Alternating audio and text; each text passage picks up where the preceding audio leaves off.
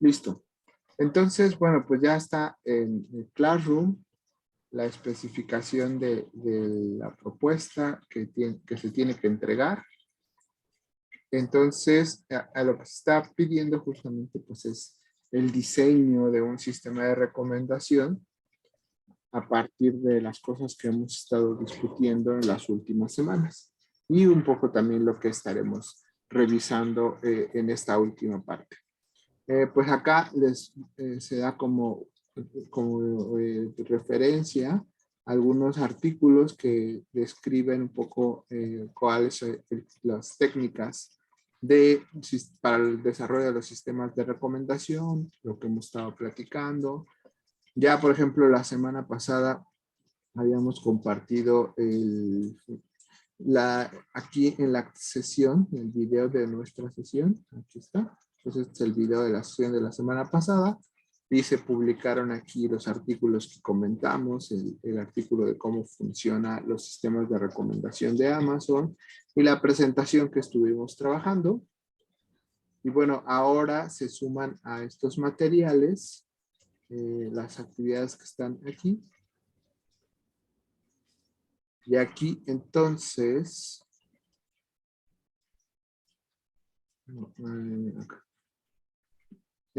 acá están las instrucciones, que es un poco lo que estamos comentando, las técnicas que hemos estado revisando, y se hace una sugerencia acerca de los elementos que debería tener nuestro reporte. Aquí no sé por qué se ve, porque aquí no se ve formateado. Bueno, lo ajustaré. Y acá están los artículos que justamente Ana Lilia comentaba acerca de si se van a incluir también. Entonces ya está todo aquí en la plataforma. Y Ana Lilia, no sé qué te parezca lo que yo estaba proponiendo considerando las fechas de entrega. El semestre en este caso está terminando el día 27 de mayo. Entonces estoy poniendo en la tarea como fecha límite el 29 de mayo, para que en la primera semana de evaluaciones, pues nosotros podamos hacer la revisión correspondiente. Sí, me parece muy bien. Pues así nosotros ya podamos revisar los reportes que se envíen. Y entonces pues nos quedan básicamente estas 4 semanas para discutir un poco acerca de los últimos puntos que se manejaron en nuestro programa. Uno de ellos justamente está asociado, o una de las tareas que seguramente a todos les gustará, pues será justamente discutir el tema o ver documental acerca de las redes sociales que todavía está en Netflix.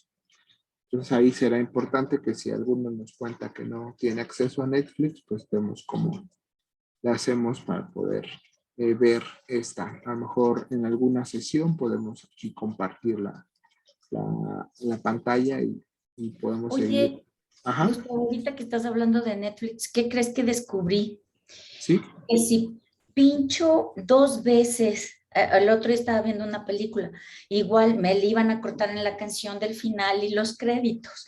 Entonces lo que hice fue regresarme unos cuadros, ¿sí? Y volver a ver el final, por así decirlo.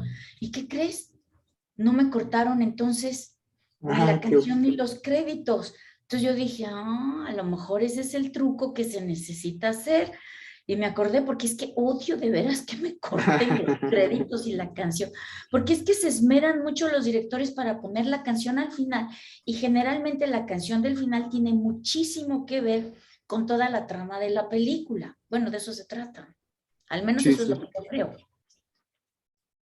Sí, no, ya lo comentábamos, ¿no? Como justamente pues también en esa parte se invita a los músicos reconocidos que hagan esa labor de la canción de final y pues a veces ni siquiera dan tiempo de escucharla. Entonces, efectivamente, qué bueno que ya nos estás acá compartiendo esta propuesta, esta estrategia para poderlos ver y ahí, como decía hace un momento, pues igual podemos conversar si Si a lo mejor en alguna de las sesiones que todavía nos queda, pues podemos ver aquí en la clase ese documental, o bien lo dejamos como tarea según se tenga posibilidades de acceso a Netflix. Entonces, bueno, pues eso es con respecto a esta fecha que ya quedó aquí acordada.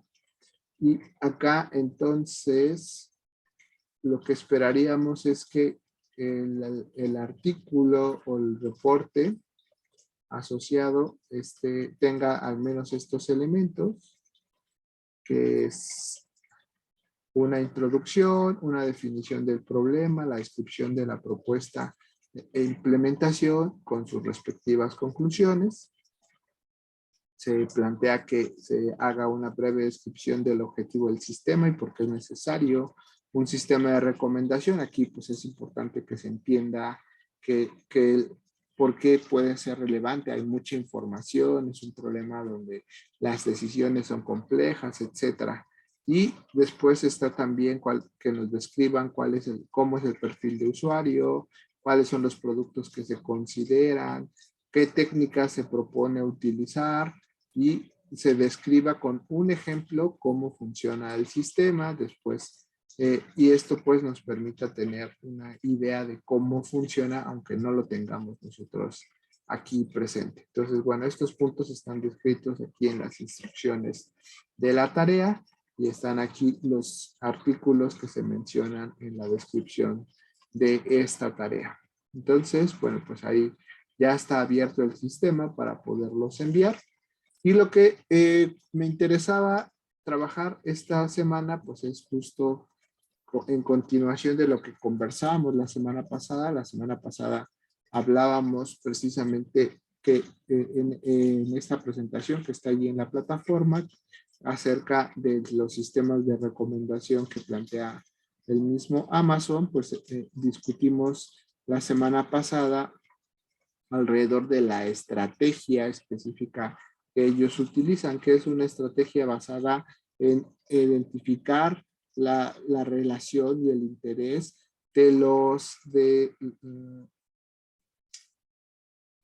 justo de la forma en que se relacionan los usuarios con respecto a los productos, ¿no? En el enfoque tradicional basado en el usuario, por ejemplo, aquí se observa que esta usuaria pues tiene interés en estos productos. Entonces, esta otra usuaria 2, solo tiene interés en este producto y el usuario 3 tiene interés en estos dos productos. Entonces, a partir del enfoque de filtrado basado en el usuario, se identifica entonces que este usuario, sus intereses se parecen más a la usuaria 1, por tanto, entonces se encuentra esta cercanía entre las preferencias y entonces se le recomiendan los otros productos que la otra usuaria ya consumió. Entonces aquí lo relevante es poder determinar estas similitudes entre usuarios a partir de su comportamiento. Lo que trata de hacer entonces Amazon es no verlo desde el punto de los usuarios, sino desde el punto de los productos. Ver cuáles son los productos que son similares de acuerdo a lo que los usuarios han consumido. Y entonces cuando se logra detectar una similitud entre estos productos, pues entonces se trata de identificar cuáles productos, si son similares entre sí, pues se pueden recomendar a los distintos usuarios. Y entonces, ya esto, una vez descrita esta idea intuitiva que conversamos, pues lo que se buscan es encontrar esta similitud entre los ítems, los ítems y los distintos objetos que se encuentran. Y eso permite entonces construir estas tablas donde por un lado tenemos en los renglones a los usuarios y en las columnas a los ítems, y se tratan entonces de encontrar similitudes a partir de estas propiedades entre ítems y usuarios. Entonces, esto nos lleva justamente a pensar bajo esta idea, pues, cómo podemos generar esta similitud y esta cercanía. Y aquí, en este caso, lo que nos plantean en esta primera aproximación, justo lo que busca hacer este enfoque, pues es a partir de buscar estas relaciones entre las compras de los usuarios y su evaluación de ítems similares, y entonces combinar esta información para crear las listas de recomendación. Entonces, la semana pasada, pues lo hicimos todo, lo platicamos y ya no dio tiempo de entrar demasiado a las posibles implementaciones para este tipo de actividades. Entonces, aquí en particular, Amazon ha desarrollado un material bastante interesante acerca de la construcción de los sistemas de recomendación.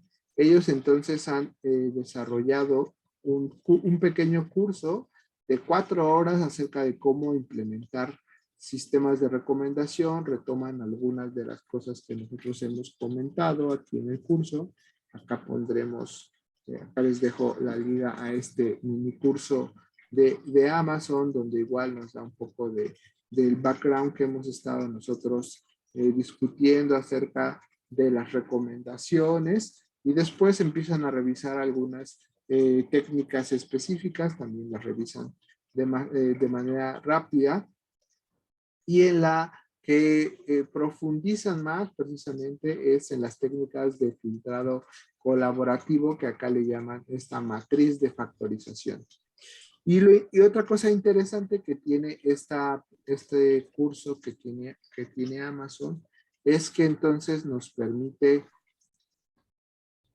acceder a una implementación que ellos ya dejan lista en el lenguaje de Python, que nos permite entonces ir siguiendo y viendo cómo se puede implementar. Inclusive aquí nos dan una propuesta preliminar de cuánto tiempo te tomaría entender estos elementos que ellos describen aquí en el lenguaje.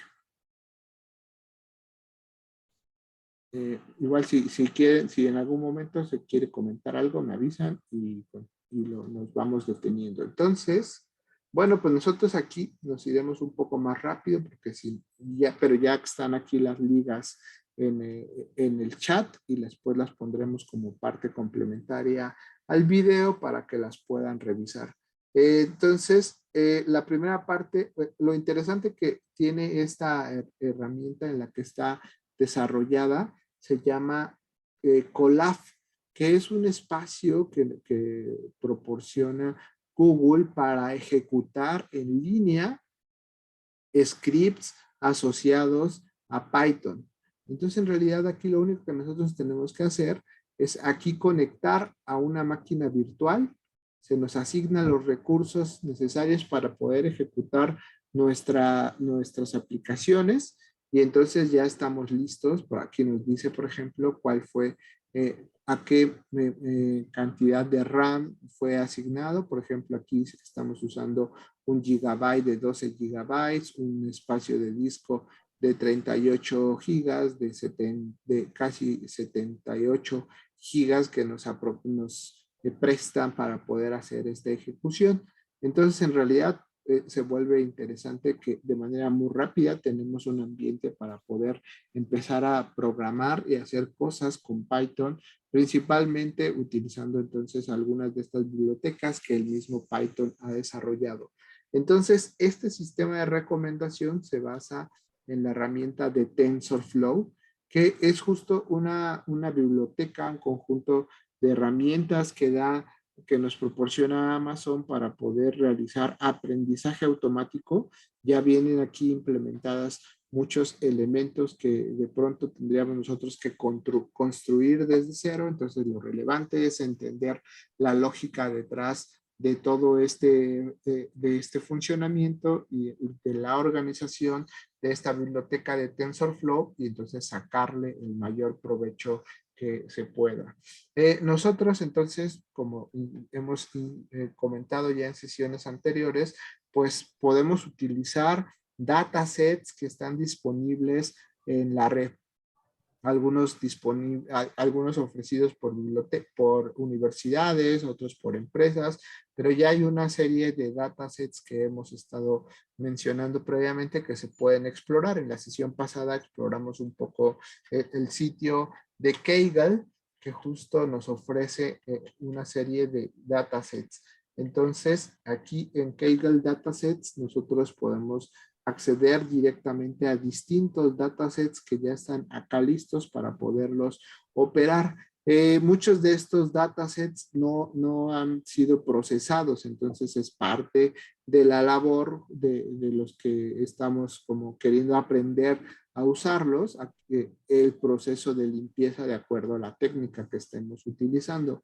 Entonces eso pues nos lleva cierto tiempo. Entonces normalmente lo que tenemos acá son CSVs donde viene toda la información. Entonces aquí podemos buscar datasets acerca de distintas temáticas, educación, visión por computadora, etcétera. Y entonces, en particular, este sistema de recomendación utiliza un dataset que es ya bastante utilizado para realizar aprendizaje automático, que se llama MovieLens y que se puede descargar en esta liga que justamente nos lleva a el dataset de esta organización que nos permite entonces poderlo descargar. Aquí viene la descripción de qué tan grande es este dataset. Por ejemplo, acá hablamos de la versión de... No. Acá tenemos entonces una primera versión Estoy viendo de este dataset y entonces, bueno, aquí en principio podemos, decía yo, acá descargarlo de manera más amplia, pero aquí en particular este sistema o este código que nos propone, pues ya está conectado a uno de estos datasets. Entonces, el código empieza hablando importando algunas de las bibliotecas que son necesarias para poder hacer el aprendizaje automático. Algunas de estas bibliotecas que son fundamentales para poder hacer aprendizaje automático en Python es el scikit-learn, y hay otro conjunto de bibliotecas que son NumPy y Pandas que nos permiten hacer algunas actividades de preprocesamiento que están desarrolladas entonces para poder agilizar los procesos de aprendizaje automático. Y por supuesto estaremos aquí importando las bibliotecas de TensorFlow. En esta parte entonces justo lo que se van construyendo son una serie de funciones para poder procesar de manera más rápida algunos de los datos, y entonces aquí le damos clic en esta parte y el código se empieza a ejecutar. Aquí ya nos está, de este lado, pues empieza a generarse algunos mensajes. Aquí nos dice, por ejemplo, alguna advertencia acerca de la compatibilidad. Este script fue desarrollado en el 2018, entonces ya el mismo Google ha mejorado algunas de estas bibliotecas, y entonces por eso nos mandan aquí algunas advertencias sobre cosas que se pueden mejorar al utilizar esta. Por ejemplo, aquí esta advertencia está relacionada más con Git para obtener los datos, que es un poco lo que se va a obtener, de donde se obtienen algunos recursos que se usan. Entonces, particularmente aquí, no nos vamos a detener demasiado a analizar cuáles son las posibles, estos errores. De realidad con esto sigue funcionando nuestro script. En esta siguiente parte, ahora sí se va a descargar el dataset específico de MovieLens y lo vamos a empezar a analizar un poco a partir de lo que acá se pueda ir discutiendo, de lo que vayamos necesitando de manera específica. En la primera parte, entonces, a través de esta otra biblioteca que se llama URLLib, usando su función request, se utiliza el acceso, o se da acceso más bien a la biblioteca de datasets, y aquí entonces empezamos de este dataset de MovieLens, que lo pone justo en este archivo que se llama movielens.zip. se descarga y entonces ya lo tenemos y aquí vemos cómo empezamos ya a consumir parte del disco que nos está indicando, pero este pues es muy pequeño todavía, ¿no? Todavía estamos hablando apenas de 1,5 GB. Entonces, este se descarga, se extrae, se empieza a procesar y empezamos a revisar algunas de estas cualidades. Lo que nosotros sabemos es que en este dataset, pues lo que tenemos es algunos de los datos que se tienen son el nombre del usuario, su edad, el sexo, la ocupación, su código postal. Y a partir de esto es con respecto a la información del perfil del usuario. Lo que se tiene en este dataset es justamente los usuarios, qué valoración le están dando a las películas. Por eso en la otra tabla lo que vamos a tener son el nombre del usuario, el identificador de la película, la valoración y entonces esta es la fecha en la cual se está asignando, se hizo esta valoración. Y por el lado de las películas, pues lo que tenemos primero son las columnas. Acá lo que nuevamente tendremos serán por cada una de las películas a qué género pertenece. Entonces será un poco como este escenario booleano que nosotros describimos hace 2 semanas, donde veíamos justo esta comparación de los usuarios y los intereses en algunos libros. Pues esto es también parecido a este ejemplo muy pequeñito que hicimos en una hoja de cálculo. Aquí lo vamos a hacer en grande, con un dataset mucho más grande. Entonces en las columnas están todos los géneros que van desde acción hasta el western. Y en el lado de las películas, pues tenemos entonces el identificador de la película, el título, cuándo se lanzó, la fecha en la que se lanzó el video, y entonces una URL asociada a esta película de acuerdo a este formato de IMDb. Y entonces, una vez tenido toda esta información, pues lo que vamos a estar ahora sí es identificando todas estas tablas y esto entonces se asocia a través de los identificadores de películas, usuarios y los ratings que se les da. Entonces, a grandes rasgos, esas son las cosas que están en nuestro dataset. Y entonces aquí empezamos a construirse algunas funciones que nos van a poder obtener, nos van a permitir obtener la información y manejarla de una manera más ágil. Entonces aquí está la documentación que ustedes pueden ir leyendo con más calma. Yo estoy yendo muy rápido para poder avanzar hacia cómo los podemos explorar. Entonces, todo esto es la información que el procesamiento para descargarlo y poderlo estructurar internamente. Entonces, esto aquí como ya lo ejecutamos, esto ya aquí nos dijo que se ejecutó correctamente, entonces aquí ya nos está diciendo que se descargó el dataset, que este dataset entonces ya se organizó internamente en nuestro sistema. Ahora empezamos a revisar algunos de los elementos asociados a estos datos. ¿Qué hay dentro de ellos? Entonces, Python tiene una función que nos permite ver cuáles son las estadísticas acerca de las características de los usuarios. Entonces aquí se empieza a ejecutar y entonces nos dice que tenemos, por ejemplo, tenemos un total para el campo precisamente de la columna de la edad, tenemos un total de 943,000 usuarios. El promedio de las edades de los usuarios es de 34.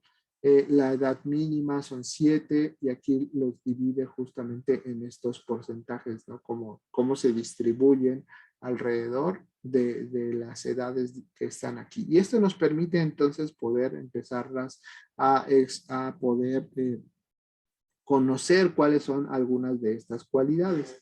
Entonces también nos permite describir estas mismas cualidades, pues utilizando otras herramientas como precisamente estos mismos datos, pero de una manera un poco como una tabla que nos permita observar de mejor forma las categorías en las que puedan entonces asociarse estos datos. Aquí lo vimos solo con respecto a la edad, acá están ya con las otras variables, el sexo, ocupación, el código postal.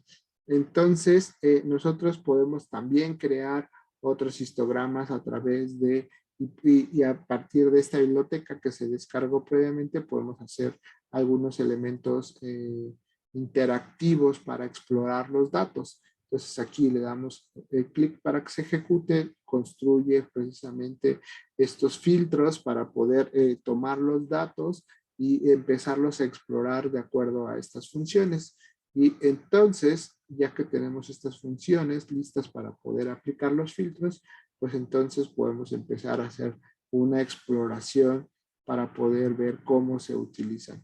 Y entonces, aquí podemos seguir explorando algunas otras cualidades de los datos, pero a partir de estas funciones que aquí se generaron, pues entonces podemos ver estos diagramas que nos permiten ya no solo verlos numéricamente, sino poder hacer una graficación de todos ellos. Y entonces aquí es donde empieza a funcionar o se empiezan a ver las ventajas de utilizar frameworks como el de Python y las bibliotecas que se utilizaron previamente, porque rápidamente nos permite graficar todos los datos, poder ver cómo se distribuyen los datos. Por ejemplo, esta es con respecto a los usuarios y su rating, con respecto al promedio de los ratings. Y esta, por ejemplo, es con respecto a las ocupaciones, cómo se distribuyen las ocupaciones de acuerdo al número de usuarios. Vemos que aquí la cantidad principal de usuarios son estudiantes, también hay bastantes educadores, la parte de administración y otros. Entonces aquí ya tenemos un poco una descripción. Nosotros podemos guardar algunas de estas gráficas para poder seguir generando nuestros reportes, un poco como el que estamos pidiendo que nos compartan más adelante, como parte del reporte final del proyecto. Me voy más rápido para poder alcanzar a llegar al análisis central de la parte de las recomendaciones. Entonces, en esta otra parte empezamos a dar un vistazo a las películas y sus ratings para ver qué es lo que nos dicen, ¿no? Aquí solo analizamos los datos del usuario, acá empezamos a revisar ya formalmente la parte de las películas. Entonces se construyen una serie, bueno, usando los mismos filtros que nos da esta biblioteca del Altair. Entonces justo podemos utilizarlos para generar algunos filtros. Empezamos a construir las gráficas correspondientes. Entonces aquí, por ejemplo, vemos algunos de los datos. Aquí solo estamos pidiendo 10 de los datos, los que tienen los ratings más, los que están al principio de esta lista que se genera, no necesariamente los ratings más altos, porque entonces no está necesariamente ordenado. Entonces aquí podríamos pedirle que nos arroje en 100, y entonces aquí nos va a generar una tabla de 100 por 3 columnas. Y así podemos entonces explorar los datos, ¿no? Solo una parte. Aquí nos quedamos como está planteado con 10 para irlos analizando. Entonces aquí en esta tabla se genera las películas, el número de votos de esta película, y a partir de cuántos han evaluado esta película, pues ya se obtiene la evaluación promedio. Entonces estamos obteniendo, insisto, esta parte no de forma, no los que tienen la votación más alta, lo está justamente aquí, como ven, lo está ordenando de forma del mayor al menor, pero a partir del atributo de los que tienen más votos. Entonces, son los primeros que nos está poniendo, ¿no? Entonces, no necesariamente los que tienen en la valoración más alta. Eso es importante mencionarlo, nada más para que los tengan presente. Esto nos habla un poco que estas son, pues, justo la que la gente, las personas, los usuarios de este sistema, pues, han mostrado más interés y han compartido su votación sobre ellos. Y entonces, bueno, pues ya sobre esto nosotros podemos seguir haciendo la exploración de los datos aquí en esta parte. Ahora podemos ver que Ahora sí los ordena con respecto al valor promedio de la valoración. Vemos entonces cómo empiezan aquí a aparecer primero los que tienen una valoración más alta. Entonces, esto es lo que nos permite hacer este tipo de herramientas, ¿no? Poder graficar de manera muy rápida cuáles son aquellos datos que pudieran tener ciertas cualidades que nos puedan a nosotros interesar de acuerdo a lo que nos interese analizar. Cabe mencionar que hasta esta parte todavía no estamos metiéndonos a profundidad con las recomendaciones, solo estamos hablando del análisis de los datos. Y finalmente, entonces, se vuelve a ver cómo están distribuidos estas películas en general con respecto a la valoración del rating. Y entonces, pues nuevamente podemos ver cómo se distribuyen, como por ejemplo con la parte de género. Esta parte sí es un dato muy interesante, como respecto al género pueden obtener ciertas valoraciones más, mayor número de interés y entonces muchas más votaciones. No nos está diciendo que estas son las más con un valor promedio más alto, simplemente nos está diciendo que tienen más valoraciones. Y ya después podemos revisar cuál es el valor que tienen estas votaciones que se les asigna. Y entonces, aquí es donde viene ya el análisis que estuvimos discutiendo la semana pasada acerca de el modelado de estas tablas de usuarios con respecto a ítems. Acá en este caso, lo que vamos a tener, ellos le denominan como una matriz, donde de un lado tendremos a los usuarios y del otro lado tendremos entonces de las columnas, tendremos a las películas y en cada uno de estos elementos tendrá justo la valoración, un poco como lo que teníamos en esta diapositiva, ¿no? Acá estarán todos nuestros usuarios y acá estarán todas nuestras películas. Entonces es un esquema muy parecido el que se estará tratando de graficar. Y para eso entonces ellos plantean esta matriz que permitirá entonces hacer este cruce de usuarios para poder entonces obtener esta información acerca de cómo es la valoración con respecto a cada una de las películas. Entonces, ¿de qué tamaño será este espacio? Que era también algo que nos preguntábamos la vez anterior. Pues tendremos N número de usuarios, M número de películas y entonces cada uno de los de las celdas corresponderá entonces a JS la valoración de la Jésima película por el iésimo usuario. Y entonces así cada uno de estos renglones es el UI, es un vector dimensional que estará representando al usuario I con respecto a sus valoraciones de todas las películas. Bueno, por supuesto, habrá películas que él no valorará y en el caso entonces, esto nos permitirá ver cómo se van desarrollando y lo que nosotros estaremos intentando predecir es justamente cuáles son cuál pudiera ser el interés en películas a pesar de que no sepamos si ya más bien que sepamos que no las ha visto y cuál es el posible interés en cada una de esas películas para podérselas recomendar o no. Entonces, bueno, aquí un poco lo que nos empieza a explicar es cómo se empieza a distribuir esto como esta matriz, justo que es lo que decíamos, como aquí tenemos para el usuario, pues cuáles son sus valoraciones para las distintas películas, que es un poco cómo se traslada lo que tenemos en estas tablas a esta matriz que vamos construyendo. Entonces aquí tenemos al usuario 0, que es este primer renglón, que tiene las valoraciones para dos películas, la 0 y la 1, que se convierten entonces en estas celdas que aparecen en nuestra matriz. Después viene el usuario 1 y toda la valoración para la película número 3. Para estas dos no tiene valoración, entonces él se va hasta acá, o nos vamos hasta acá y aquí aparece su valor. Entonces es en esencia esto mismo que tenemos acá, pues explicado en un ejemplo pequeñito, y eso entonces ese será el esquema que se estará entonces utilizando. Para eso estaremos utilizando justamente TensorFlow para representar esta matriz de acuerdo a este modelado que se acaba de describir. Y entonces aquí nos empieza a hablar justo cómo podemos utilizar las distintas herramientas. Acá los teníamos en un objeto o en una variable que se llama data frame, y acá entonces se estarán convirtiendo en algo que les llama tensores en TensorFlow.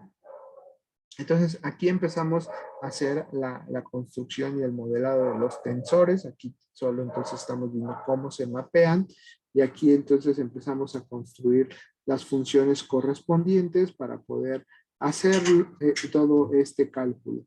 Y entonces, en este caso, finalmente recordaremos que lo que se buscaba, y aquí lo planteaban los autores de Amazon, pues nos hablaban de distintas formas de poder evaluar y ver cuál entonces son las distintas medidas que podemos estar utilizando para poder hacer estas predicciones.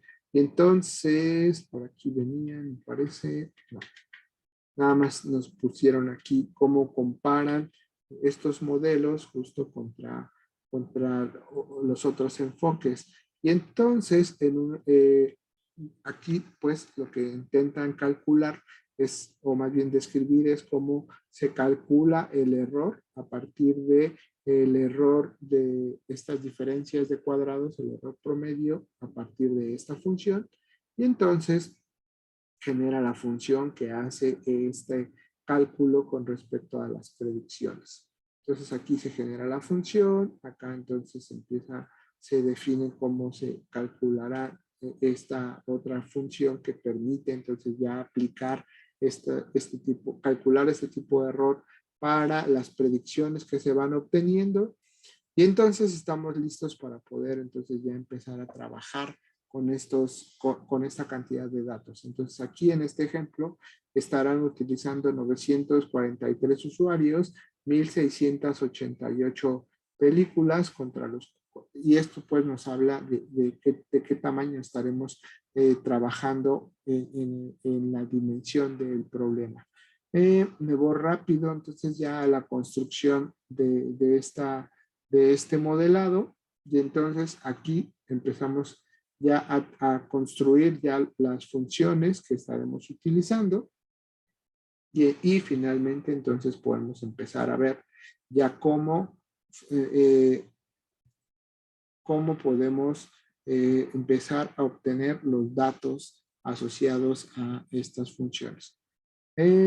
Entonces aquí es donde se empiezan a calcular los errores que podrían obtenerse con respecto a la valoración de los usuarios. Ajá, aquí. Y le vamos a pedir que nos genere acá. En este caso, en algunas ocasiones nosotros podemos permitir a los scripts de Colab que tengan acceso a nuestro Drive, ya sea para leer algunos datos o bien para generar algunas hojas de cálculo que nos permitan obtener y visualizar esta información. Y entonces aquí ya nos planteó un error.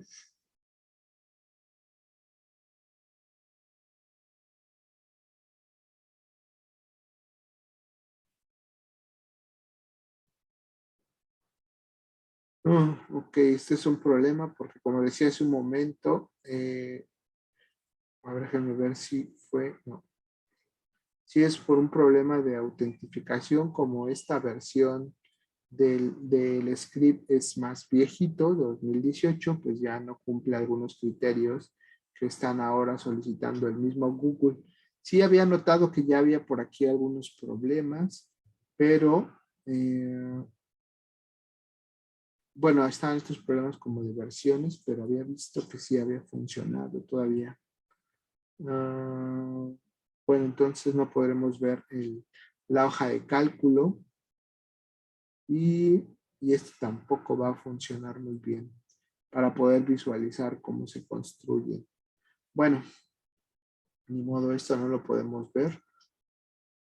Esto nos permitiría a nosotros crear nuestro propio perfil y aquí poder dar algunas valoraciones para que lo pudiéramos ver cómo funciona con datos específicos, ¿no? Para un usuario concreto que nos podría dar. Entonces, bueno, pues ya se construyeron previamente todas las matrices con todos los datos, que fue un poco los pasos que estuvimos haciendo antes de estos errores, era cómo convertimos de los datos en nuestras tablas originales a estas matrices que nos plantea el modelo el modelo de usuarios contra ítems, o en este caso usuarios contra películas.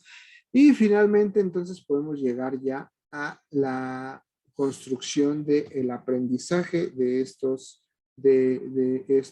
datos. Y entonces, para esto, en el caso de Python, pues se tienen ya muchas herramientas que nos permiten agilizar los procesos de aprendizaje. Y entonces aquí lo que vamos a usar precisamente son funciones muy simples como primero describimos cómo es nuestro modelo. El modelo se diseña, por ejemplo, si fuera una red neuronal, pues se describen las distintas capas. Si es un árbol de decisiones, pues se construye el modelo a partir de una descripción de las características del árbol de decisión.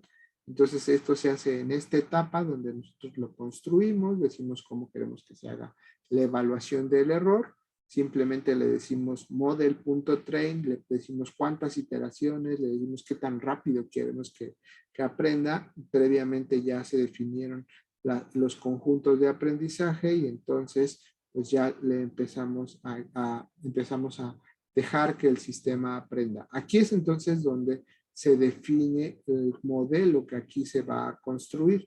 Entonces aquí este modelo que se está proponiendo es justamente esta matriz de filtrado colaborativo que hemos estado insistiendo que es lo que vamos a estar utilizando. Se utilizan un diccionario de variables para poder tener acceso más fácil al significado de estas variables de una manera externa. Se utiliza esta función de error que previamente construimos utilizando el error del promedio de estos errores cuadráticos entre los valores.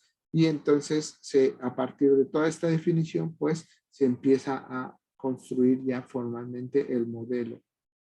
Acá entonces esta parte se ejecuta, se terminan de hacer las definiciones correspondientes y una vez que ya tenemos diseñado nuestro modelo, estamos listos para poder, aquí está, perdón, aquí por ejemplo vemos cómo se hacen los procesos de aprendizaje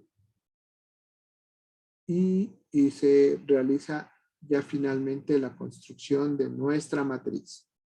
Entonces, en esta primera parte, pues vamos entonces ahora sí, una vez descrito el modelo en lo general, pues ya podemos decirles de manera explícita que construyan nuestro modelo para los datos que ahora estaremos utilizando. Entonces, agarramos todo el conjunto de datos que será dividido entonces en conjunto de entrenamiento, conjunto de prueba. Recordemos que es una matriz, por eso le llaman el conjunto de valoraciones de entrenamiento y el conjunto de valoraciones de prueba. Se divide entonces toda esta matriz, que es el data frame que ya nosotros dividimos, y entonces se aplican pues las funciones ya para poder hacer este entrenamiento. Entonces aquí lo construimos y finalmente en esta parte empezamos ya a ver cómo este modelo que ya está construido completamente, acá faltaban algunos elementos, por ejemplo, esto es un poco como ejercicio, por eso aquí tú tienes, bueno, se les invita a que sigan completando esta sección, aquí ya entonces ya está construido y completado cómo se debería de hacer el código completito para poder hacer el proceso de aprendizaje, y entonces ahora sí podemos, como decíamos, ya de manera simple en esta parte, pues generar el modelo, hacer el entrenamiento y aquí vemos cómo este proceso va corriendo. Aquí vemos entonces cómo van variando los errores. Vemos como el error con el conjunto de entrenamiento pues rápidamente empieza a converger, empieza a disminuir y como también con el conjunto de prueba también va sucediendo un comportamiento esperado que también se vaya tendiendo a estabilizar. Y entonces, pues vamos a ver qué es lo que nos empiezan, qué resultados nos empieza a arrojar. Entonces, todas estas gráficas pues las podemos obtener gracias a las funciones que se definieron previamente. Y entonces vamos a ver ahora cuáles son los aspectos que se aprendieron acerca de estas cualidades. Entonces, pues finalmente tener presentes las dimensiones del problema con el que estamos nosotros trabajando. Estamos hablando entonces que en el espacio en el que nos movemos, los usuarios pertenecerán a una dimensión D, donde esta D pues depende del número de usuarios que estemos manejando, pero las valoraciones dependen entonces del número de usuarios con respecto a todas las películas que nosotros estaremos teniendo. Entonces, esto nos permite poder encontrar, como ya lo platicábamos en el primer ejercicio de nuestra hoja de cálculo, que estaremos haciendo un producto punto sobre todas las valoraciones y que las distancias entre estos vectores para poder determinar las similitudes, pues estaremos utilizando el ángulo que aparece en este espacio vectorial muy grande, que es el que ahora tenemos. Este espacio vectorial que tenemos acá de n por d, entonces nos permitirá poder obtener de una manera más ágil estos valores. Y entonces, pues bueno, aquí esto lo hicimos en una hoja de cálculo, aquí ya como les decía en ese momento, pues el punto es ahora cómo llevamos las cuentas que hicimos en esta hoja de cálculo, que aquí están las funciones, pues cómo las movemos a un código específico. Acá pues entonces lo que se hace es precisamente por proponer esta definición de esta función y aquí nos pone pues que completemos cómo se calculan estos valoraciones que se están tratando de obtener y aquí pues ya viene la solución de cómo lo podemos obtener precisamente en Python a partir de todas este modelado que hicimos, ¿no? Entonces, bueno, pues nosotros lo hicimos ya en un caso muy pequeñito. O sea, recordarán que hacíamos la normalización, después hacíamos el producto punto ya de todos estos valores, pues esto también es relativamente sencillo en Python porque ellos ya tienen implementados el producto punto, entonces ya lo único que necesitamos es cuidar pues que todo esté normalizado para que los datos sean consistentes. Entonces, bueno, aquí está ya implementada la función de acuerdo a lo que platicamos e hicimos a mano en una hoja de cálculo hace ya algunas semanas. Y entonces, finalmente, como viene ya la etapa de las recomendaciones. Hablábamos que justo lo que tratamos de hacer es buscar aquellos vectores, aquellos elementos, aquellos ítems que están más cercanos a el perfil del usuario activo, que esto era justamente esta idea de los vecinos más cercanos. Entonces aquí se define la función que trata de obtener, en este caso, los vecinos más cercanos a partir de las valoraciones más cercanas entre sí. Bueno, lo hicimos en el caso de una hoja de cálculo, pues acá está cómo se puede hacer con código ya específico de Python. Y entonces, ya, finalmente, después de todas estas definiciones, después de toda esta construcción del código, estamos listos para poder hacer recomendaciones. Aquí entonces le estamos diciendo que vamos a generar recomendaciones de acuerdo al modelo construido, utilizando como medida el coseno y nos van a indicar 5 recomendaciones. Entonces, esta pues no va a funcionar porque justo no pudimos definir nuestro propio usuario, entonces por eso nos preguntaban si esas recomendaciones nos gustaban, pero bueno, esto no funciona porque no pudimos crear nuestro propio perfil para poder hacer este ejercicio final. Y entonces, bueno, pues ya nada más aquí en esta parte específica para un usuario que está ejecutando el código, pues no funciona, pero sí podemos ver cómo se hace el cálculo de cuáles son los vecinos más cercanos para algunas de estas funciones, digo algunas de las películas, y entonces podemos empezar a hacer esta aproximación. Y finalmente, entonces, lo que se está tratando de buscar, pues bueno, se hace calcular los vecinos más cercanos, y entonces el punto central es cómo podemos visualizar todos estos ejemplos a partir de lo que se ha calculado. Y entonces, aquí, bueno, hasta esta parte, entonces, nosotros ya podríamos decir que ya tenemos listo el código que nos permite poder, hasta aquí, poder obtener, no, hasta acá, poder obtener una serie de recomendaciones específicas para un usuario activo, que es lo que nosotros hemos estado insistiendo. Entonces ya con todo este código, vieron cómo aquí ya llevarlo a un código que pueda producir esto en un entorno más ágil, pues no es tan rápido, hay que hacer un montón de definiciones, de funciones, de acuerdo al lenguaje de programación elegido. Y entonces esta parte final pues ya está más orientado precisamente a poder normalizar algunos de estos valores. Después, y esto es bueno, pues ya los dejamos aquí para que ustedes los puedan revisar con más calma. Me interesaba a mí por lo menos llegar hasta esta etapa donde nosotros podemos generar una serie de recomendaciones específicas. Aquí, lamentablemente, no lo pudimos ver ya en este ejercicio de Colab porque hubo aquí estos problemas de permiso.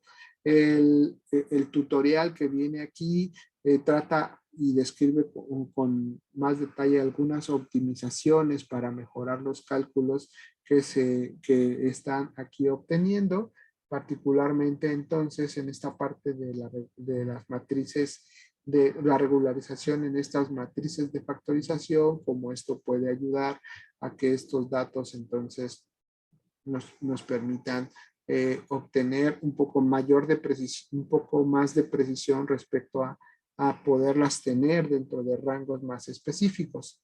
Entonces, bueno, ya no nos metemos a esa parte para poder hacer un espacio para algunas dudas que pudieran haber surgido con respecto a esto que hicimos de manera muy rápida, pero que ustedes pueden consultar y revisar con más calma a través de las ligas que pusimos acá. Y listo. ¿Qué les pareció? ¿Cómo se puede implementar todo esto que nos proponía el equipo de Amazon en este caso, y que nosotros lo vimos en un ejemplo muy pequeñito, en ejemplos muy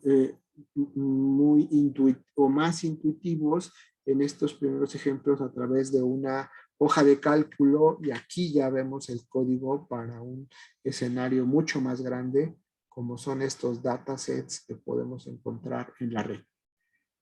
¿Qué les parece? Lo logramos. No, me parece increíble. Cómo finalmente todo tiene una, ¿cómo se dice? Una solución matemática, ¿no? Y además, cómo, bueno, finalmente si se cuenta, se dice, bueno, pues ahora ahí está el código, ¿no? Tenemos que saber Python, ¿verdad? Ajá, en este caso pues hay que saber un poquito de Python si se quisiera hacer esta implementación en Python, pero en general lo que conversamos en este ejemplo eh, de nuestra hoja de cálculo, pues ahí lo vimos como solo desde la matemática, como bien dices, solo desde la matemática, cuáles eran las cuentas que hay que ir haciendo. Y en este caso, pues encontré este script, o más bien quise utilizar este script de Python que ya nos dejan hacer muchas cosas, pero pues de todas formas se pueden construir en cualquier otro lenguaje. Entonces, si pudiéramos buscar, por ejemplo, a lo mejor para Para Java, cómo se puede también implementar todo este código. También para Java existen ya bastantes bibliotecas que nos permiten hacer las actividades de procesamiento de aprendizaje automático. Pero lo que tiene como una gran ventaja Python son estas otras bibliotecas para visualizar los resultados. Eso a veces no es tan fácil encontrarlo o irlo integrando en otras herramientas o tienen que irse sumando muchas herramientas para poderlo tener de manera similar a esto que estamos observando en lenguajes como Java, pero también se podría hacer, ¿no? Sí, bueno, sí, cada uno de los lenguajes tiene sus, ¿cómo se llama? Pues esto, sus monerías, ¿no? Y Python, aunque es intérprete, parece ser que tiene una potencia en visualización, precisamente. Sí, Según aquí, tengo entendido, ¿eh? O sea, sí, yo apenas estoy aprendiendo Python, entonces, sí me ha dejado bastante alucinada. ¿Sabes cuándo me dejó alucinada? Antes de la pandemia,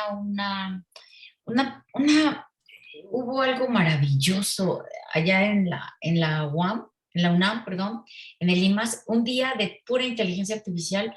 Y ahí pasó Boris, que ya ves que no sé si sepas que acaba de ganar el premio de ciencia de datos. Él y todo el equipo, ¿verdad? Un equipo enorme. Pero me acuerdo que él habló del modelo para hacer reconocimiento de patrones sobre las radiografías que se sacaban de los enfermos que podían tener COVID, ¿sí? O sea, así.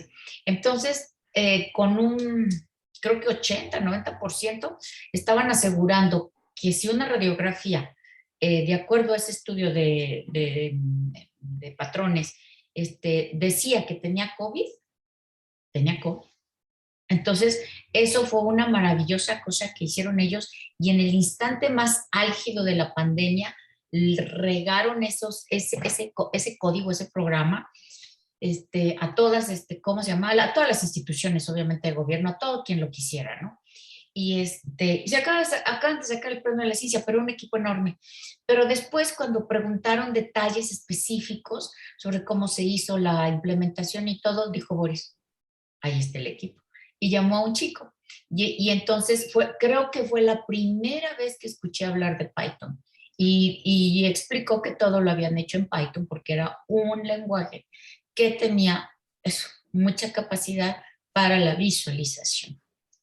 Y yo sí, dije, sí, es muy interesante las herramientas que tiene Python justamente para hacer todo ese tipo de, tanto visualización de los datos que tú estás manejando como el procesamiento de imágenes y cómo entonces rápidamente puedes convertir esas imágenes en entradas para que se puedan procesar con distintos modelos de aprendizaje y como decíamos aquí, o sea, acá lo que fue más tardado pues fue construir toda la maquinaria para que los procesos se puedan hacer, pero una vez que ya están construidas, pues en realidad el código para poderla ejecutar fue bastante simple.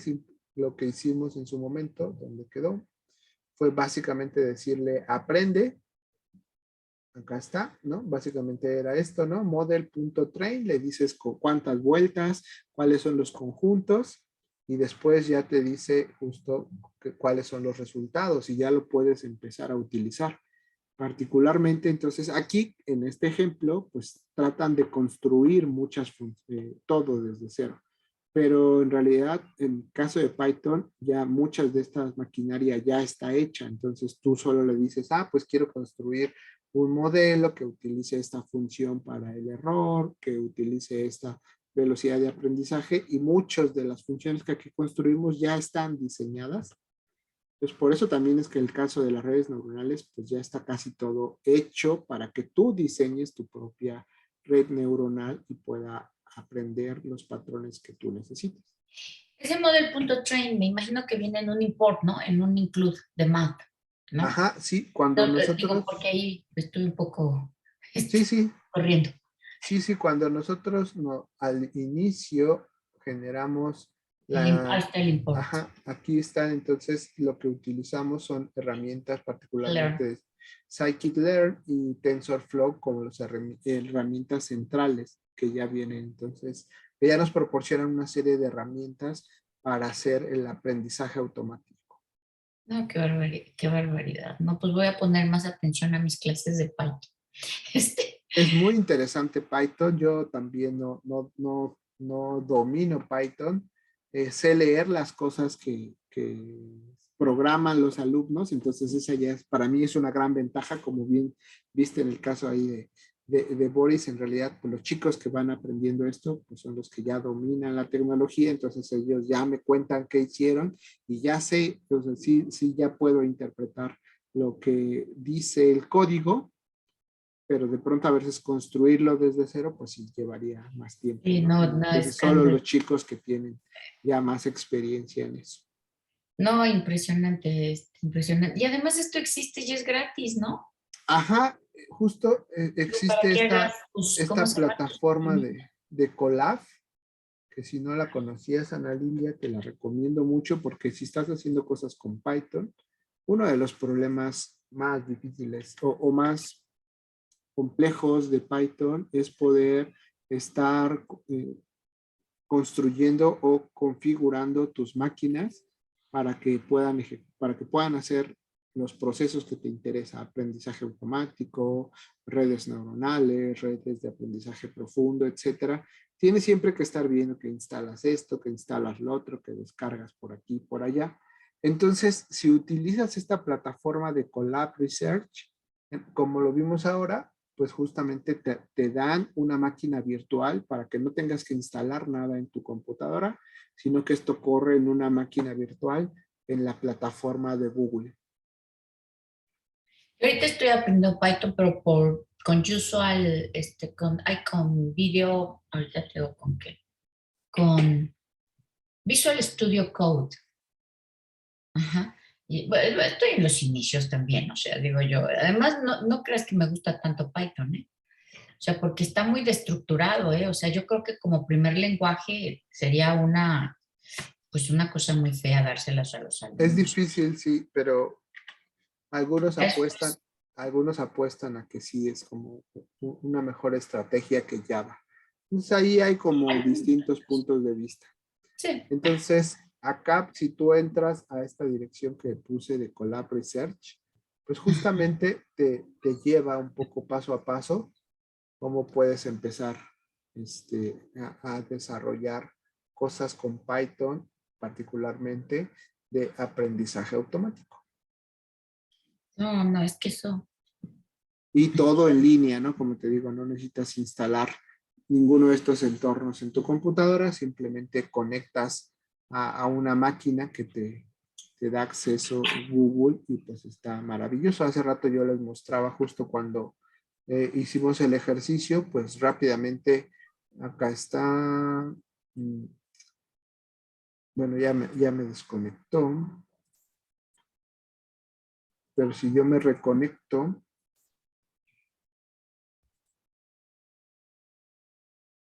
acá está. Conectar, porque todavía no se conectan.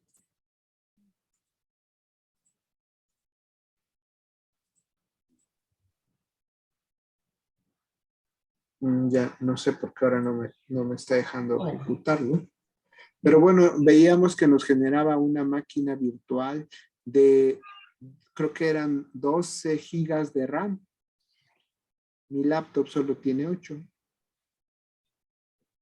Solo 8 gigas. Entonces, pues la verdad que los recursos que te dan acá, pues están bastante bien, ¿no? Mi máquina tiene solo 8 y con Zoom se consume muchos recursos. Me quedan disponibles como 3, 4 para poder hacer estos cálculos. Entonces aquí ya mi computadora no podría estar haciendo los cálculos necesarios para poder hacer estos procesos de aprendizaje. no, increíble, increíble. Entonces, pues les Okay. recomiendo que le den una mirada a Colab Research. Es una buena herramienta para aproximarse a estos entornos de programación basados en Python y principalmente aquellos interesados en la parte de ciencia de datos. Voy a tener la grabación